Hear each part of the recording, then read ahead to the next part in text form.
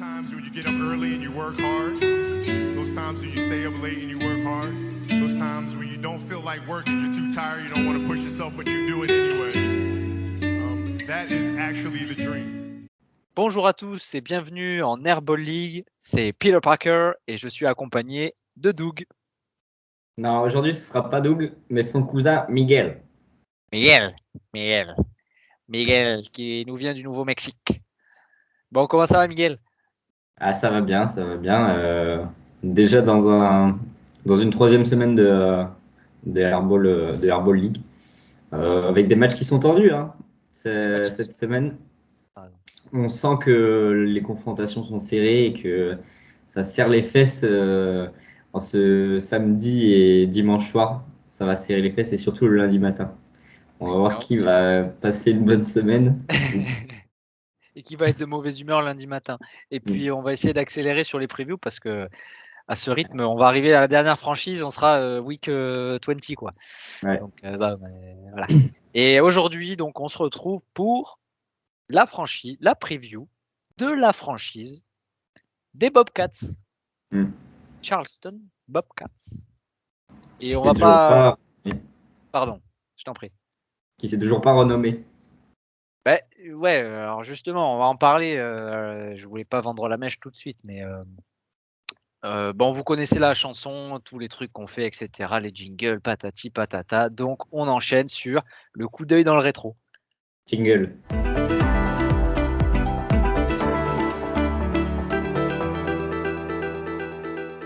Le coup d'œil dans le rétro de feu, la franchise des Crab Catchers. Une franchise qui a changé entre-temps, entre l'année dernière et cette année. Mais il faut croire que le changement se fait vraiment petit à petit, puisque, comme tu le disais, il n'y a pas encore de nom officiel déposé. Pourtant, on a vu une vidéo de présentation quand même de la franchise, que je vous invite à aller voir d'ailleurs, dans ce magnifique montage fait par la chaîne. Alors la franchise qui se renomme les Charleston Bobcats. Ah, mais je crois que c'est peut-être une marque déjà déposée. Ils sont en procès là pour récupérer le nom. Ah oui.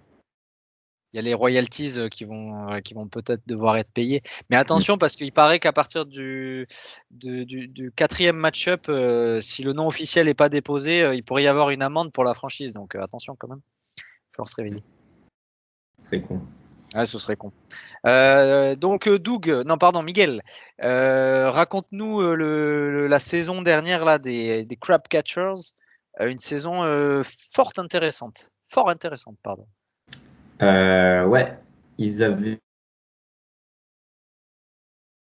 Ça a bugué. Antetokounmpo l'année dernière.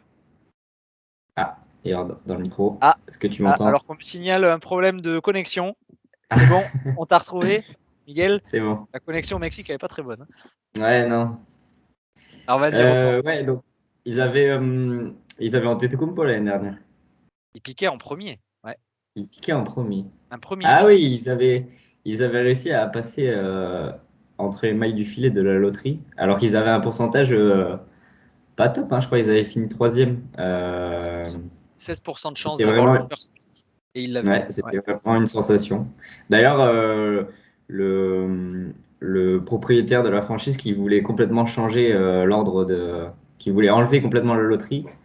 Donc bon, bah, la prochaine fois, il sera plus forcément top 1 de la draft. Et il avait retourné sa veste d'ailleurs après ce tirage, parce que il était très virulent à l'égard de ces règles, pourtant des règles officielles et réfléchies. Et on l'a beaucoup moins entendu à partir du moment où il a eu ce first pick. Bon, voilà, ça fallait le dire. Mais je t'en prie, continue. Ouais, donc une franchise qui visait forcément les playoffs avec un first pick. Une saison qui a commencé très très forte et justement on avait des doutes quant à la régularité de cette équipe, si elle pouvait tenir toute la saison. Et ma foi, accompagné de quelques hold-up par-ci par-là et des joueurs qui jouent 40 minutes par match, ça a marché. Ils ont réussi à accrocher 4e place en saison régulière, qui leur a valu le 4e spot en playoff. Bon, bah, après, en playoff, ils tombent contre les Marshmallows, et donc les premiers de la saison régulière. Donc, forcément, en fin de saison, je crois qu'il y a eu pas mal de blessures, mais c'est du fait d'avoir trop tiré sur les joueurs pendant la saison régulière. C'est pas la première fois que ça leur arrive, et du coup, c'est pour ça qu'ils sont tombés en finale de conf. Une saison plutôt correcte, hein, même je pense assez Ouais. satisfaisante, hein, de leur côté, puisqu'ils n'avaient pas réussi à atteindre les playoffs l'année d'avant, il me semble.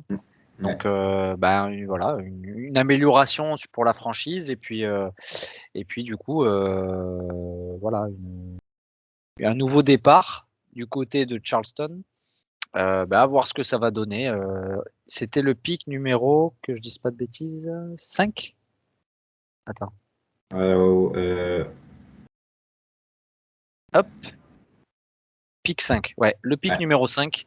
Donc en milieu, on va dire, de tableau. Et donc, c'est à ce moment que ça commence à être compliqué pour les pics. Pour savoir exactement. Et donc on va voir comment est-ce que la franchise des Bobcats, des Crop Catchers, des ex-Crop Catchers, s'est débrouillée, et on passe donc au récap de la draft. Jingle.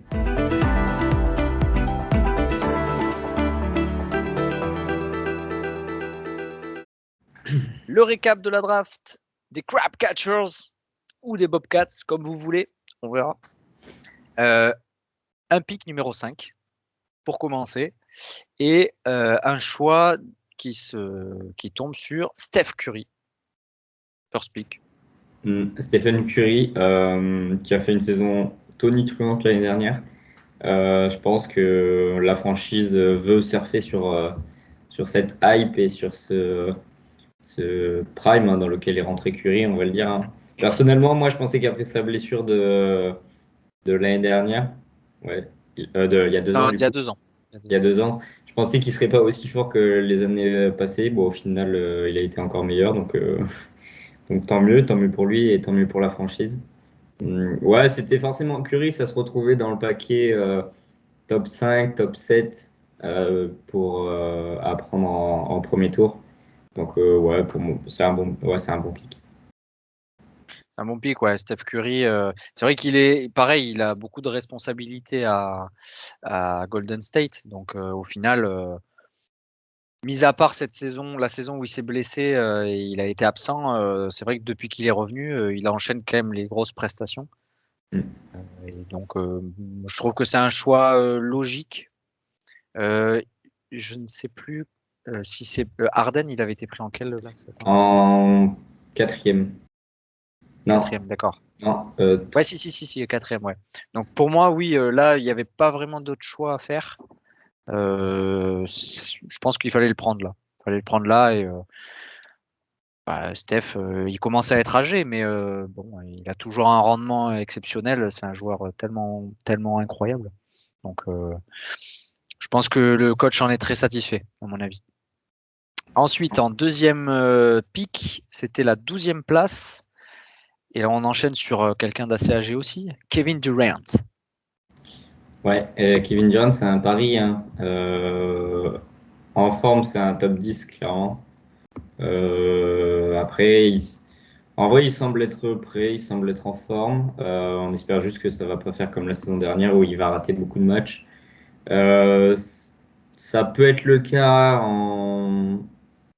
en deuxième partie de saison s'il y a quelques alertes, parce que forcément, à Brooklyn, ça veut préparer les playoffs. Donc bon, tant qu'il va bien, c'est un très très bon pick. À voir s'il tient toute la saison, quoi.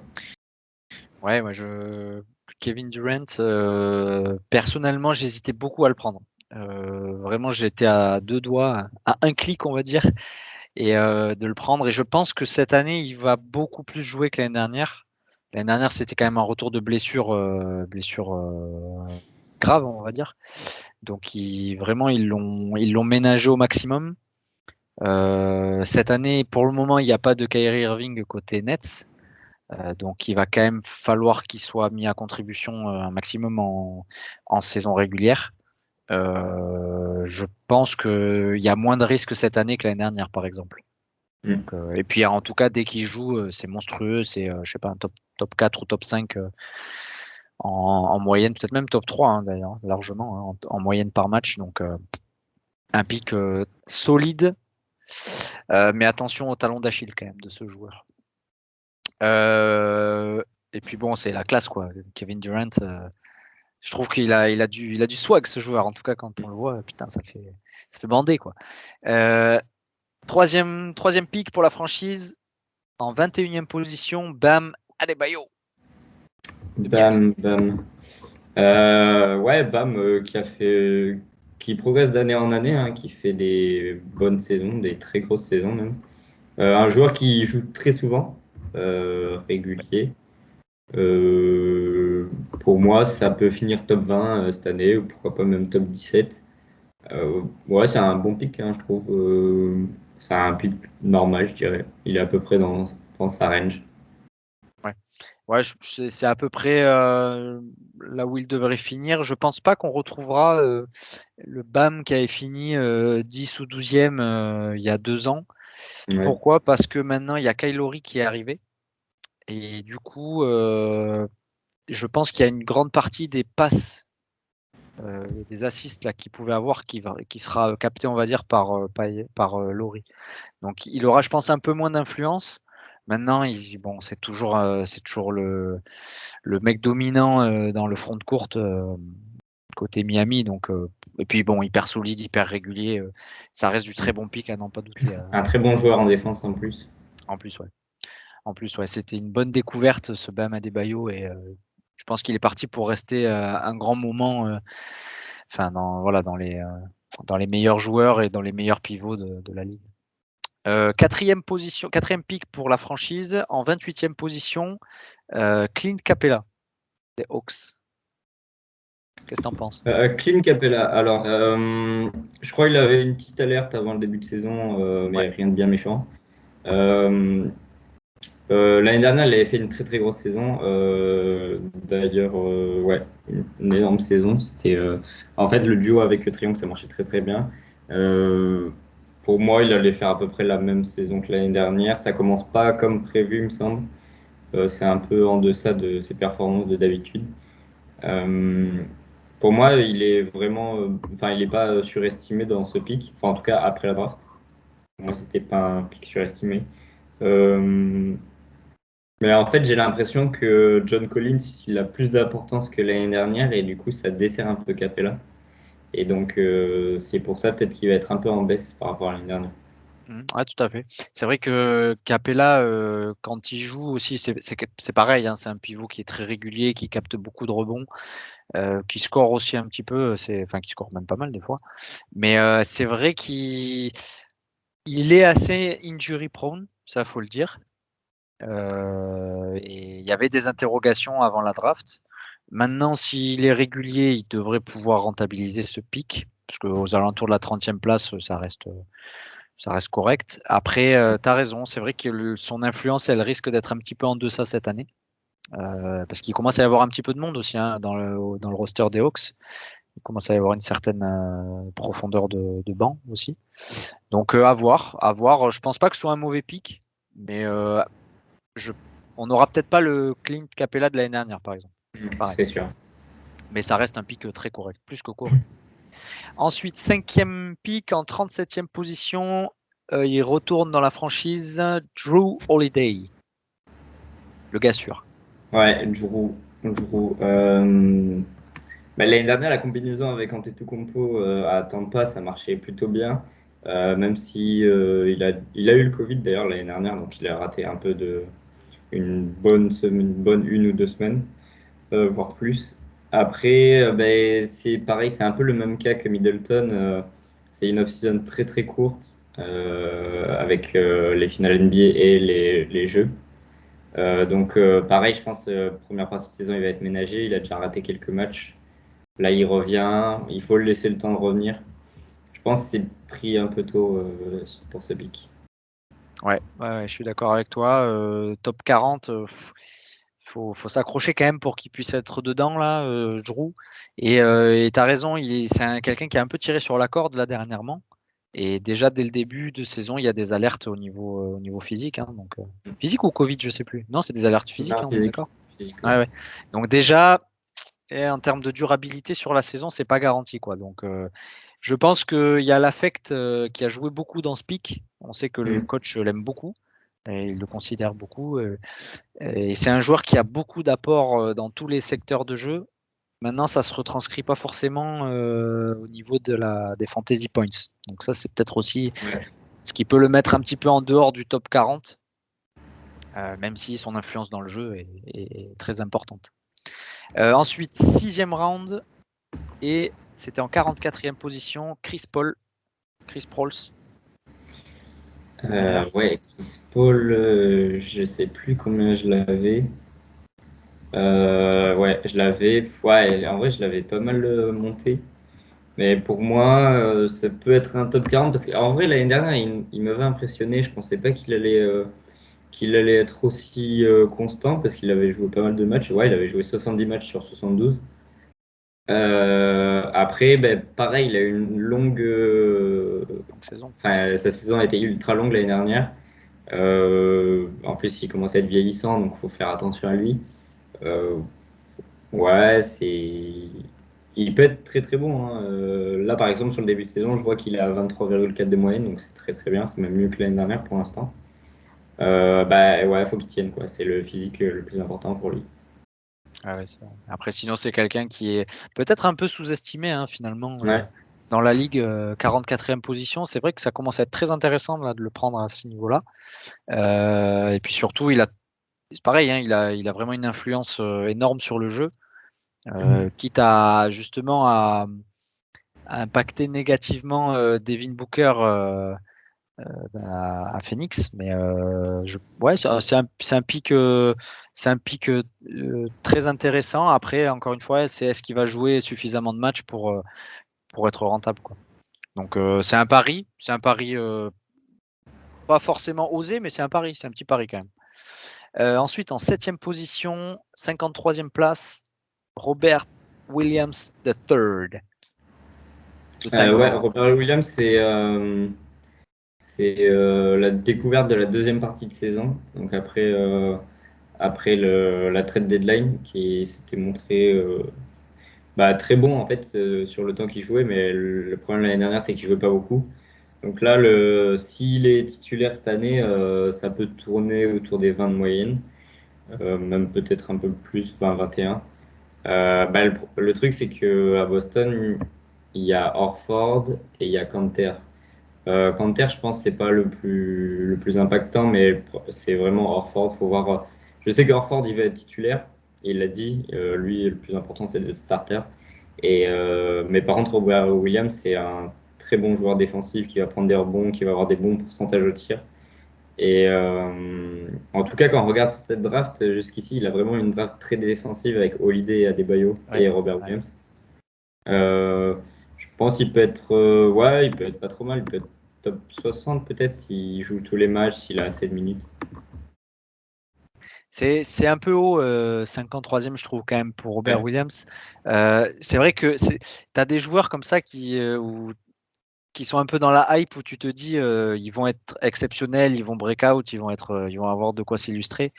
Le tout, c'est que si tu les prends très haut, ben, tu tues un peu la value que tu peux avoir sur le joueur, quoi. Et du coup, c'est vrai que là, Robert Williams, 53e, je dirais pas au maximum qu'il peut atteindre, mais on n'est pas très loin quand même, tu vois.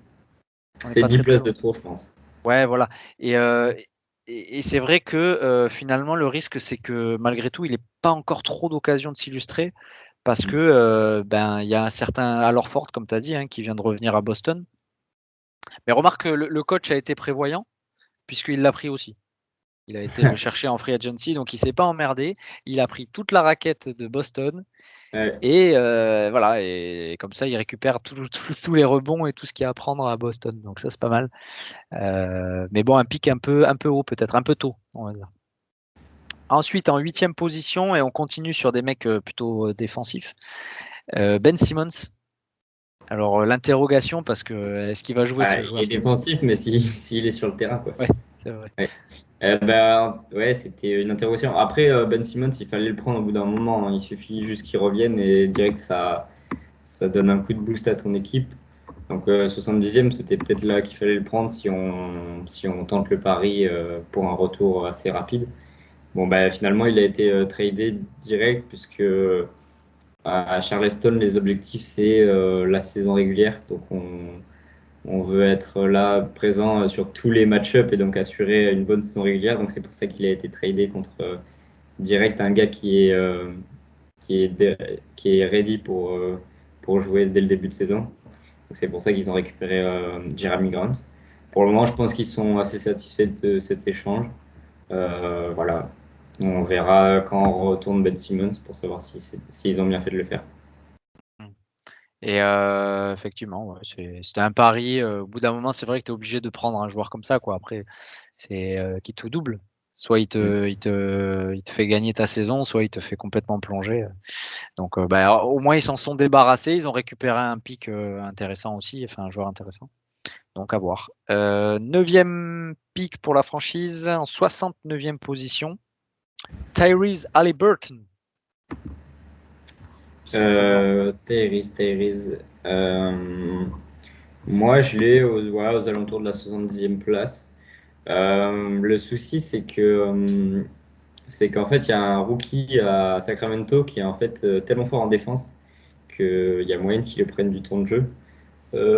Si je regarde ce début de saison, bon, il joue quand même plus de 30 minutes de moyenne, Tyrese, donc c'est pas mal. Il a plutôt une bonne moyenne, presque 18. Donc pour le moment, ça se passe plutôt bien. Ouais, du coup, ça marche bien. C'est un bon pick, ouais, clairement. Ok, ouais, le joueur est très intéressant.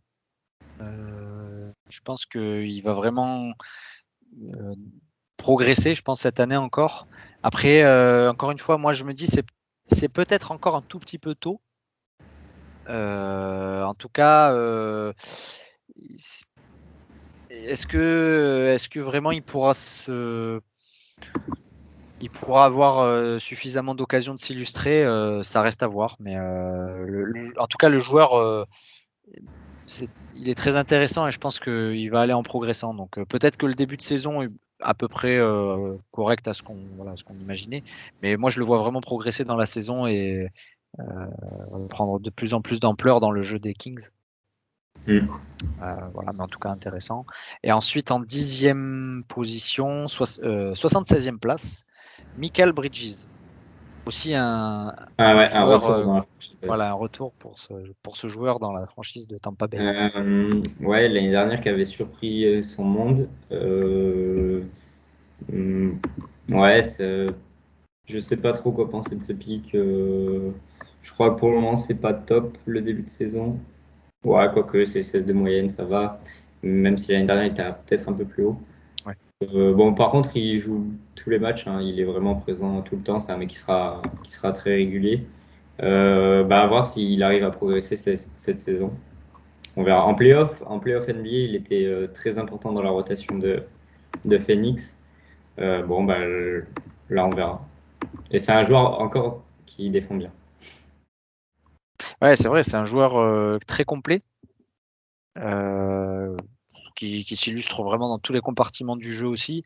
C'est une belle marque de confiance de l'avoir repris. Après, c'est pas forcément un scoreur, quoi. C'est pas forcément un mec qui va exploser pendant un match. Maintenant, il va être régulier, il va être là.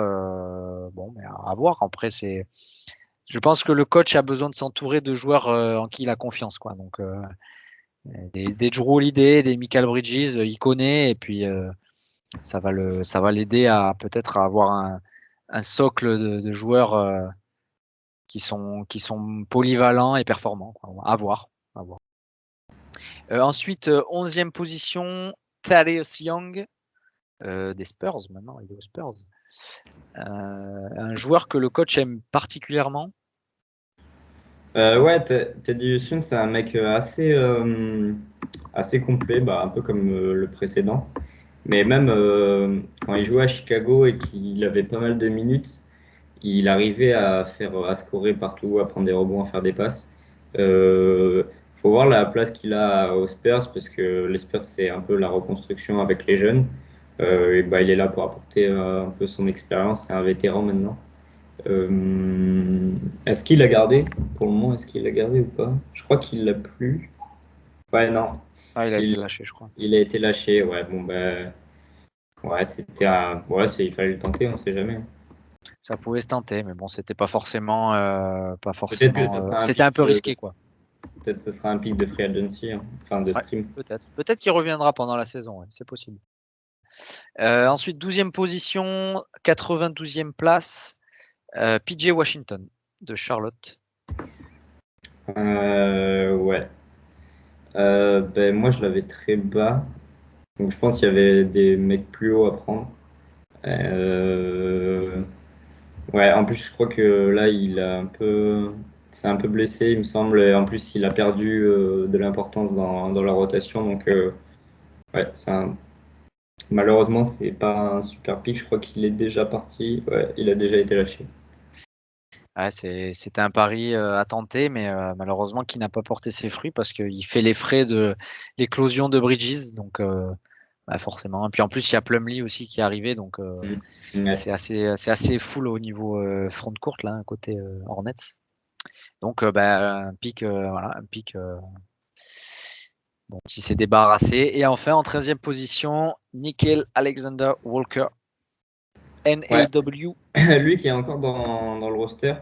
Euh, Avec le départ de Lonzo Ball, des, bah, ça laisse de la place en backcourt à New Orleans. Donc on pense que c'est peut-être lui qui va être le futur meneur de cette franchise. Bon, pour le moment, c'est pas un super début de saison. Je pense qu'il faut lui laisser du temps. Hum, ouais, à voir. Je sais pas trop quoi en dire sur ce début de saison. Ah, en tout cas.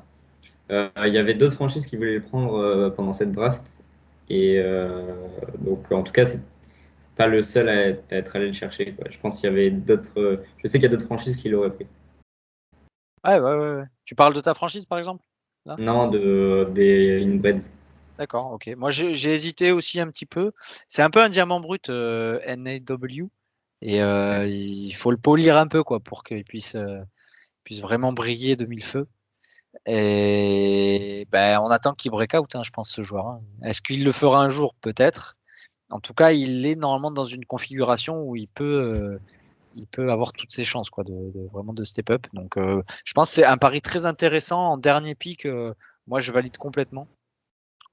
Après, est-ce que le coach aura la patience, voilà, de garder le joueur suffisamment longtemps pour potentiellement assister à l'éclosion? Hmm. Faut voir, faut voir. Après, potentiellement, on pourrait avoir un scénario de ce joueur qui est lâché et qui explose dans une autre franchise. Ça fait toujours mal. Je sais que Bachir a vécu ça avec la Melo Ball. Lamelo. Donc, c'est un sentiment qu'on essaye de pas avoir, quoi. Donc, à voir. Bon, écoute. En tout cas, une draft intéressante, je trouve, avec des premiers picks très solides. C'est à la fin de la draft que ça se complique un petit peu.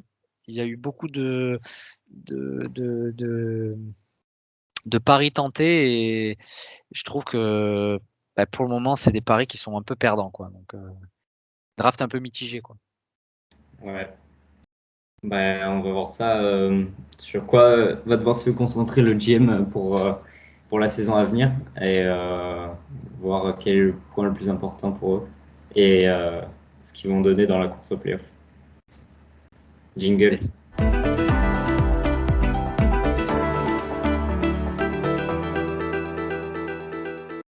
La question de la mort. La pregunta de la muerte. Eh Si. oui, si, Et si. claro que si. Le petit fil conducteur, là, la petite interrogation pour cette franchise cette année de Tampa Bay ou de Charleston, comme on veut. Qu'est-ce que t'en penses, Miguel? Je pense que ça a deux leaders très très très forts en la personne de Curry et Durant. Après, justement, le souci avec Durant, savoir s'il peut tenir toute une saison. Pareil pour Chris Paul, qui est une valeur sûre en général.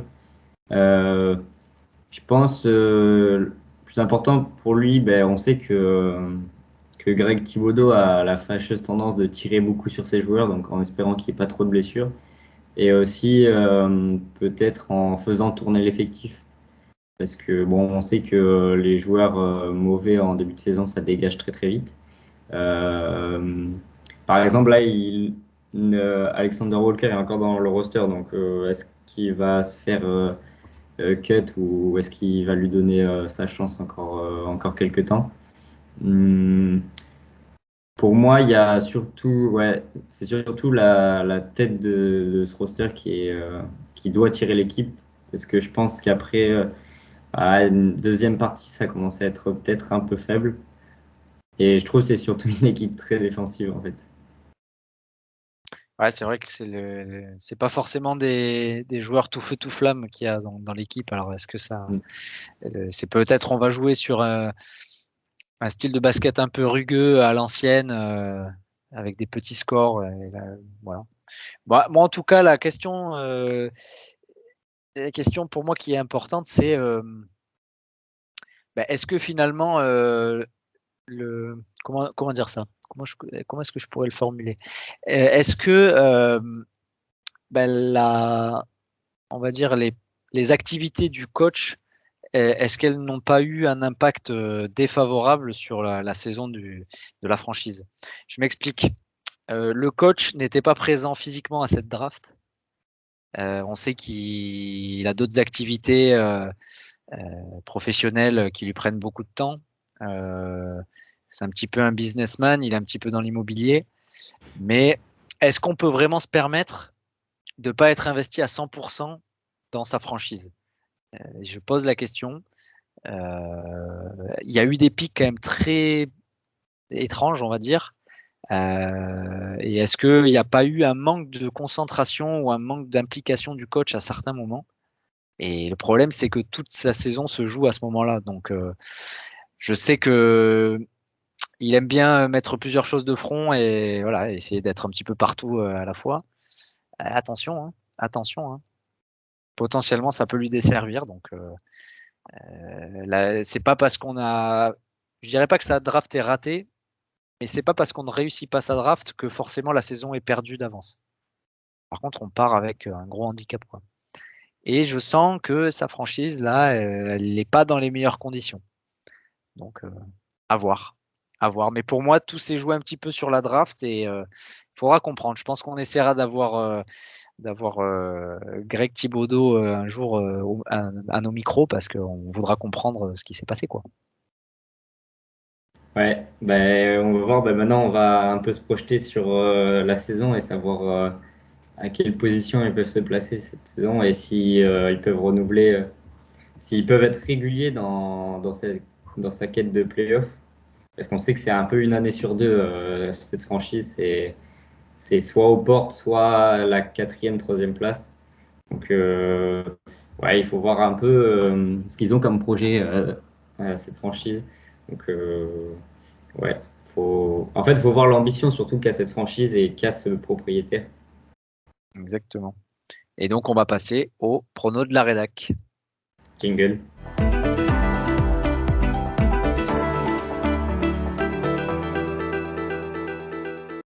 Le prono de la rédac pour les Bobcats de Charleston.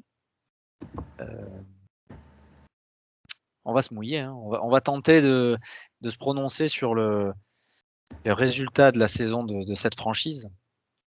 Ben Miguel, je t'en prie, vas-y, à toi l'honneur. Ouais, donc bah, à l'heure où on tourne, ils sont en bilan neutre, donc une victoire, une défaite. En conférence Est, d'où figurent les deux derniers tenants du titre. Pour l'instant, c'est dans la course au playoff. Bon, normal, il n'y a que deux matchs, vous allez me dire. Mais en vrai, après la draft, je trouvais que cette équipe était pas mauvaise, qu'elle pouvait jouer un rôle dans cette course. Après deux matchs et demi, On commence à voir quelques difficultés, quelques joueurs qui sont absents.